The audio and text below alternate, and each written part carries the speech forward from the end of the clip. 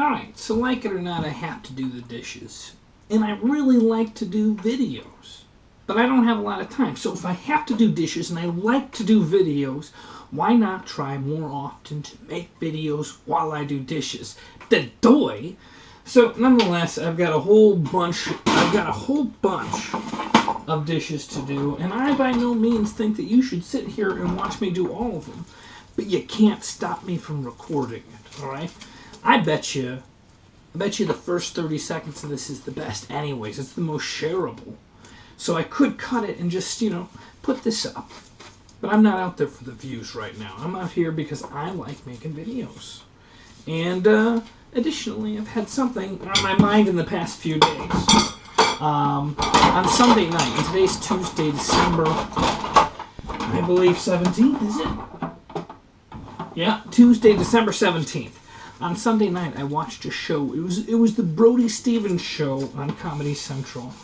And I have to say a few things. First of all, I've gotten the opportunity to meet Brody Stevens several times. A couple times at the West Side Comedy Theater, at the Townhouse during a stand-up show.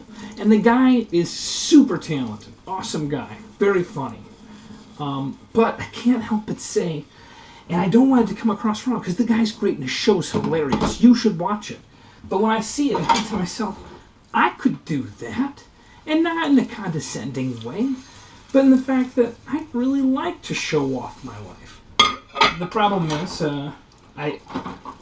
there's a lot of people that are in my life that wouldn't like to be filmed. Namely, my girlfriend. Love her, but she does not like to be videotaped.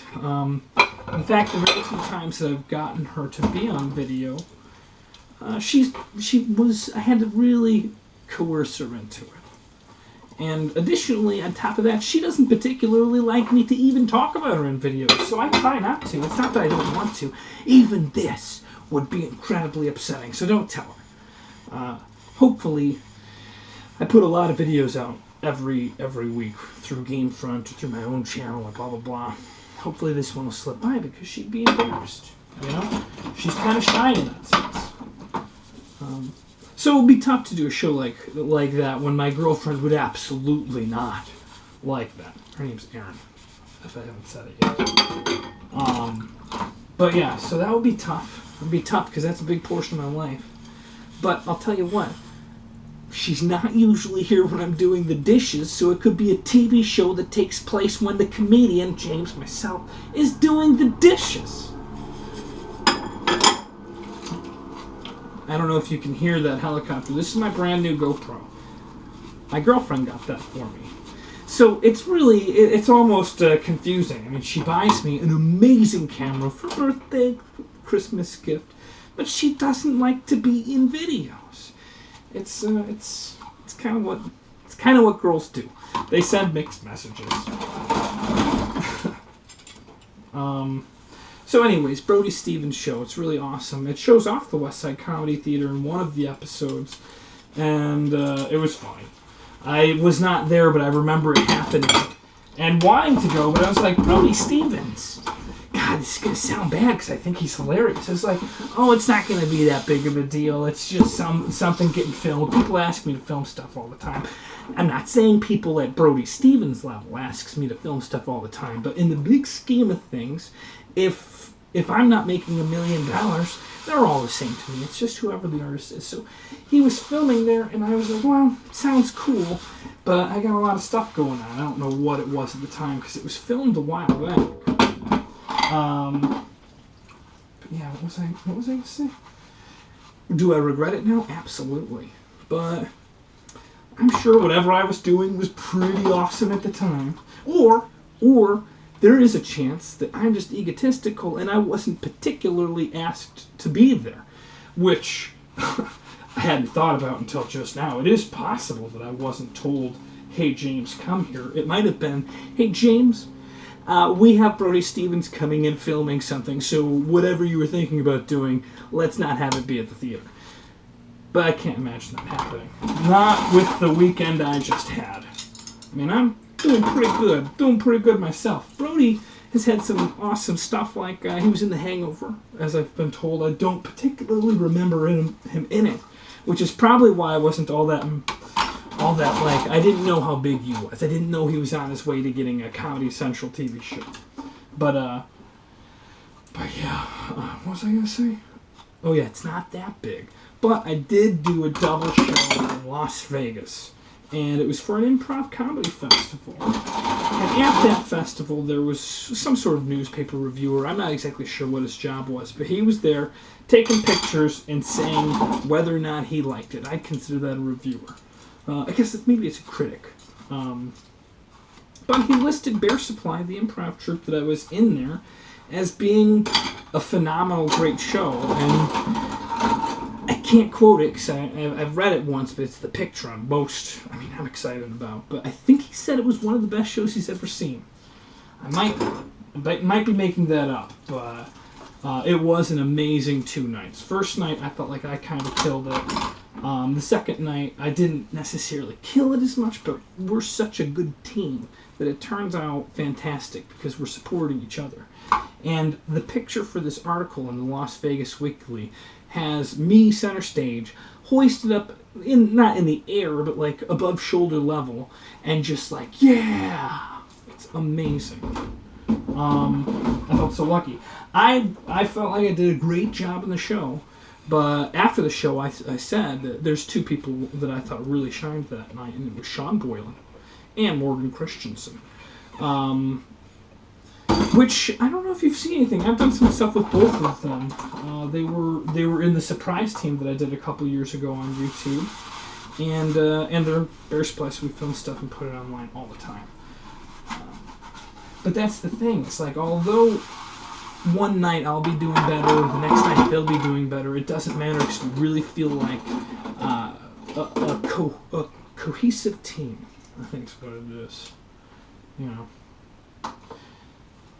I'm almost done with the dishes, and this is probably the best use I've ever had of 7 minutes-ish amount of time. So I'm pretty proud of myself. I think to myself, why don't I have a show? And the answer is, oh, nobody's putting it up on Comedy Central. Nobody's asking me to do a show. Who cares? They can't stop me from doing a show. My show just happens to be the James Doing Dishes show. And it happens every 2 to 3 days, depending on how much I'm eating at home and how much I'm eating out. Yeah, but I got some more time. I still got to rinse and put these down, so I can tell a little bit more about my life in this James Does Dishes. I have various duties of chores. You think, I don't know if you're young, but if you have chores, or if you did have chores, when you become an adult, you're always going to have chores. And I have them.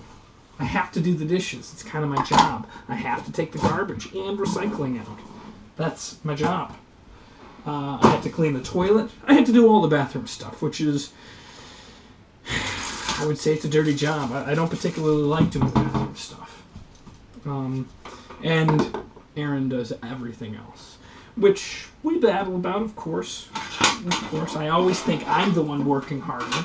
And she's like, all you do, and she lists them off. She knows what I do. All you do is those things. I do everything else. And I would like to hear the list of everything she's doing. Because I feel like what's happening usually is she's in the other room on the couch watching television, and when I'm done with the dishes, she'll start working. That's what I think. That is what I think. Okay, we're draining water right now, so I've got a couple extra moments to prepare the drying rack for these dishes. I might be out of camera, but trust me, this video's not over yet. And for those of you that are still there, thanks for hanging around. I wasn't trying to be negative about my own show for the first 30 seconds, but statistically on the internet, that's what people are really looking for, is 30-second things. I understand. I don't have time to watch that much stuff. It is rare that I'll actually watch many videos that are longer than a couple minutes myself, so I can't blame anybody. But then again, I would never go out and tell somebody, hey, you know what? You should really make shorter videos because I don't have time to watch them. It's not the case. It is not the case. And And here we go. Put that in the garbage. After I'm done washing all the dishes, then I put everything back into the original basin, sink. It's one sink. It's a compartment. And now I rinse it and put it into the drying rack. There's a chance that when the water is running, it's going to be too loud. And we'll find out that when James does the dishes show, it ends at the rinsing cycle. So, that being said, if you guys have any tips for doing dishes, give them to me. I think one tip that I should say is, I don't know if you can hear this, this is max faucet level. This is really probably the right faucet level. You don't need to waste so much water. You just need a little bit to rinse. Don't put it on max. It doesn't save any time. And the other thing I like to do is put big dishes like a pot or a pan at the bottom, so that while I'm rinsing everything else like this, here's a good one. I found a good one. If I can save just 100 gallons of water in my life, then I'm doing a good thing for humanity. So I'm going to put this, what is it called? Drainer? I'm going to put strainer. I'm going to put the strainer underneath the water, and while I rinse off all of my other dishes, that will also get rinsed off without me even focusing any water on it. I'm not as dumb as I look, you know. I've got some tips up my sleeve. Let's see here.